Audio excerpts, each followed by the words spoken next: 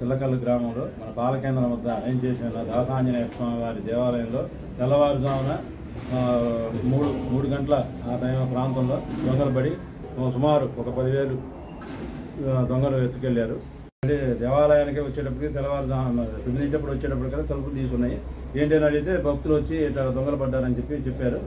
దాని గురించి పోలీసులకి ఎంక్వైరీ చెప్పాము. వాళ్ళు వచ్చి చూసుకొని పోయారండి.